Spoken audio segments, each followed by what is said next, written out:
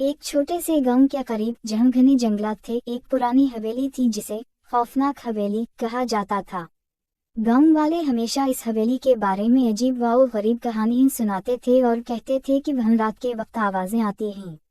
कोई भी इस हवेली के करीब जाना पसंद नहीं करता था क्योंकि वो समझते थे कि वहां कुछ पुरस्कार बातें हैं।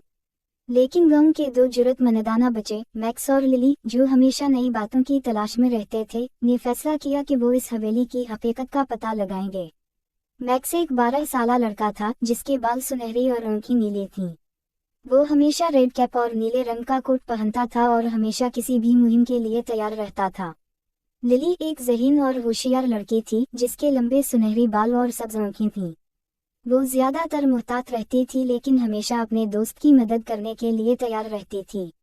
एक दिन मैक्स और लिली ने फैसला किया कि वो हवेली का राज मालूम करेंगे। इन्होंने जल्दी से अपने बैग तैयार किए और हवेली की तरफ रवाना हो गए। गांव के लोग इन्हें रोकता रहे, वो हवेली बहुत पुरस्कार है, वहां ना जाओ।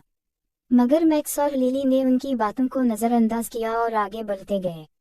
जब वो हवेली के करीब पहुंचे तो वो दोनों थोड़े से घबराए हुए थे। हवेली का दरवाजा आहिस्ता आहिस्ता खुल रहा था, जैसे कोई अंदर से इन्हें बुलाने के लिए मुंतजिर हो। दरवाजा खुलते ही एक सर्द हवा का झोंका आया और हवेली का अंदरूनी हिस्सा सियाह और खाली था।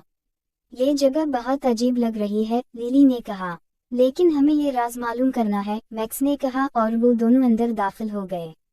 हवेली का अंदरूनी हिस्सा बहुत बड़ा था। एक तरफ कदीम मूर्तियां और अजीब व गरीब अशिया रखी हुई थीं और दूसरी तरफ एक लंबी सी सीढ़ी थी जो ऊपर की तरफ जा रही थी। वो दोनों सीढ़ियां चढ़ते हुए खौफ के बावजूद आगे बढ़ते गए। अचानक एक दरवाजा खिला और एक छोटा कमरा दिखाई दिया जिसमें एक पुराना संदूक रखा था। संदूक के ऊपर एक कदीम कागज पड़ा था। क्या ये वो राज है? लिली ने पूछा। हो सकता है, मैक्स ने कहा और संदूक को खोला। अंदर एक पुरस्कार किताब रखी हुई थी। किताब में एक नक्शा था जो एक गार की तरफ रहनुमाई करता था। नक्शे के मुताबिक ये गार गांव से दूर एक पहाड़ी सिलसिले में था। हमें इस गार तक पहुंचना होगा, मैक्स ने कहा। इस किताब में कोई ना कोई राज छपा है।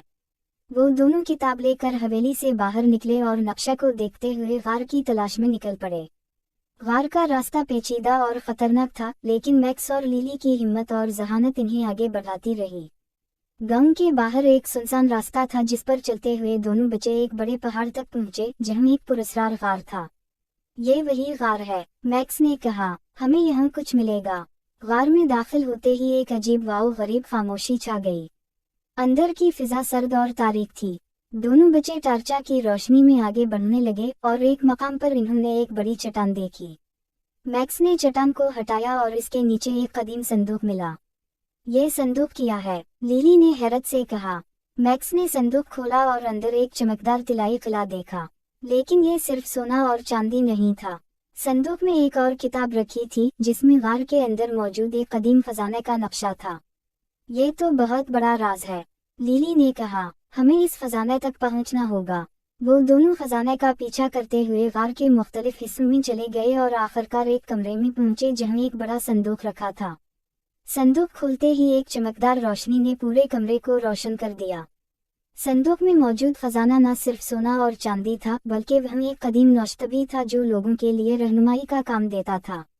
ये खजाना तो सबके लिए है, मैक्स ने कहा। हमें इसका सही इस्तेमाल करना चाहिए। दोनों बच्चे खजाना लेकर गांव वापस पहुंचे और लोगों के लिए इसका इस्तेमाल किया। गांव के लोग खुश हो गए और उन दोनों की बहादुरी की कहानियां सुनकर फख्र महसूस किया। कहानी का अखलाकी सबक: हकीकी खजाना वो नहीं जो सोना या चांदी में हो, बल्कि वो खजाना है जो दूसरों की मदद करने से मिलता है। अगर आपको ये कहानी पसंद आई हो तो काइंडली लाइक, शेयर और सब्सक्राइब करें।